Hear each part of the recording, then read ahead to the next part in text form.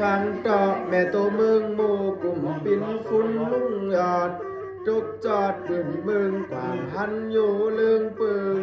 พอแหละเอินก็พอลุกปินแถวและปืนนำฟุ้นลุ่งในตกยอด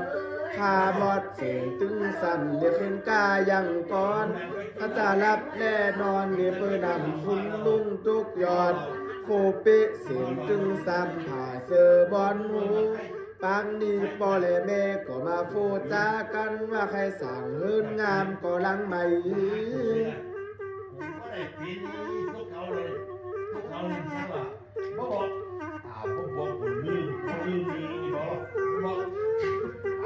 หน้าบาดเดียววันนี้กูกาลูกอ่อนให้ซาเศร้าและกระด่างแสนฟุ้นงูไปมีติมทุนแหลมแถวเย่เข่างูไปแหลมปลูกเขาว่าจะขายสายยืนงามพี่ลูกลานลินนอนผู้มีปินใจกันว่าใครสั่งเฮินงามกะตือกอที่ไปติดต่อสื่อเล็กสินตั้งเมืองใส่มุ้งที่ไปตกลุงสื่อเอาปุ้นแน่เล็ดโนดตะลุลดลากเข่าติ้มคุ้มกองกอมืนหน้าดอยสูงสุดตาจอยว้อยหากมีหลายๆฐานพ่อและแม่จึงไปจ่างปืนปั่นดินไม่แต่มือหนาเดินยีกายซ้ำtao đã coi là tao đây cái mình tâm lên để làm gì ôลูกใจนี่ก็เป็นลูกแม่หน้าบาดเดียววันนี้ตามใจป่อปึงใจหากไปหันจังเขาก็มาห่างแปลงมาขุดแผ่นดินมือถึงโตเขาป้อลึงนี่ใบมืนไกวก็ตัวโบกมือโศกไก่ทุ่งนำติดใสลายฟังดูเสียงกุนอุ่นแลกบายต่อคุณลิ้นในลากออกยังมอกปั่นก็ตาแล้ววันหนึ่งยังไปปินสายกันนี่ต่อคุณลิ้นก็ไปดักเอาอยากแต่ทิมคงจอนล้นยิงเส้นหึงอ่อนจอนนี่แปงตูกนอนปอขันกันตาด่านหึงแต่ก็โกเปิ้นหยอกมีที่มาจัดเสกแต่แสนดินอย่างว่าเบาจูด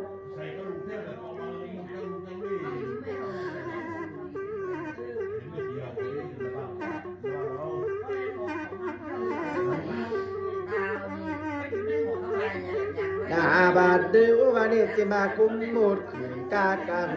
สุ่มรู้ใสลายก็รู้ลังไปเนื้อออกเปรี้ยวแดงจำสุกทองสามแดงแอมของปังจะมาตึดดังแล้วปิ้นข้าลาวางวันสามขึ้นก็เสียแล้วดินเหี่ยงกัดจิน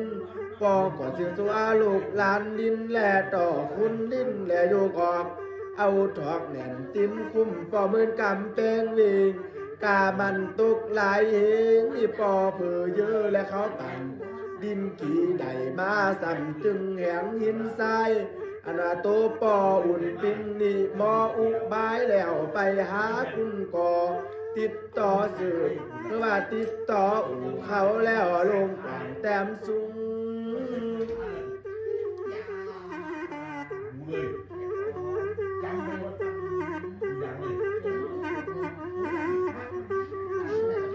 หน้าบาดเดียววันนี้นับถึงประตูคุ้มนี่แป้งป่องยายแวดสันยังบอกกว่างก็บ่จอมและตามักปึงใจปืนก็มาจากไม้ลิ้นมาเย็ดต้องดุงกว่างการก่อสร้างเรียบร้อยหน้าจางก่อแป้งยังปอแล้วขุดลุ่งในสามศอกยังมอกกว่างเบาจอมสีเปพัดมุง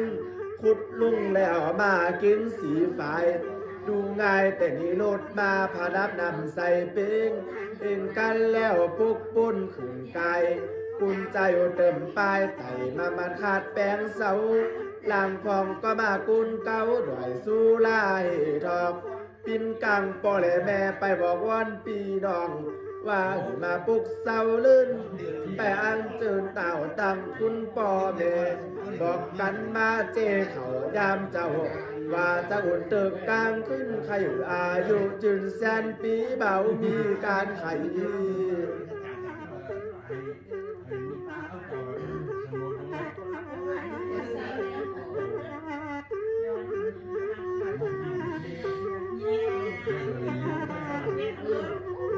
ดาบาดเดววันนี้สุธิปออุ่นปิ้งหากใดป้างซ้ำถึงมีสวยคุ้นเคยมาเสยด้วยสุลาและติมปุกตัวดาบันปุกแจงมาแล้วปินกลางปอและแม่ก็ไปตักน้ำนี่มาอาบเสาควันคุณลายเข่ามาปันใจหน่อยปินกลางปอและแม่ก็ไปเอานอกวยนออ่อยถึงหมูลำเตนเอาเว้นมัดเสากันสิมาเกาะวันออกเสานางก็ยังปินกู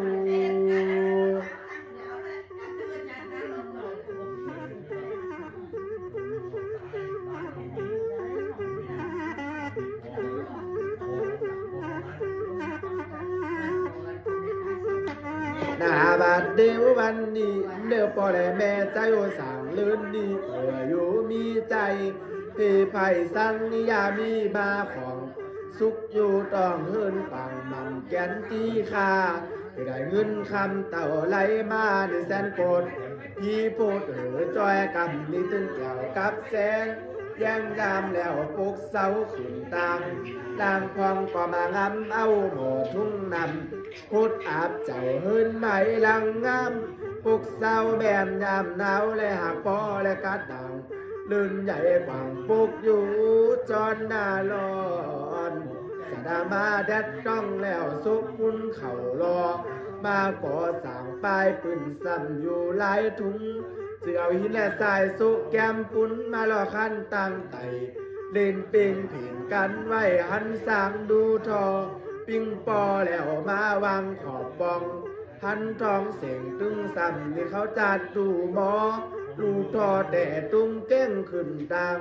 ใส่สางงามกูเจอมาบางขอบประตูโลงตะลูกกุ้งได้อยู่ในแปลงปองยายแวดซ้ำเขาก็ขึ้นกากังมาโหลคือตำแปะสมาแปลงลายเคมากาโยนี่ไก่ร้อยมุงเบิง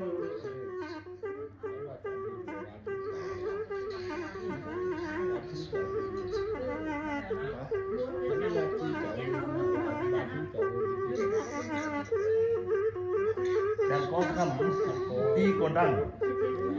หน้าบาดเดววันนี้อันว่าคุณพอหรือต้องแคมปลายตาวแบ่งไงคุณใส่ละและทูโบกเจตึงซ้ำอาบานำมันเหลื่อมสีสางเมืองไทยทูไปแล้วหันเงาเดิมซอง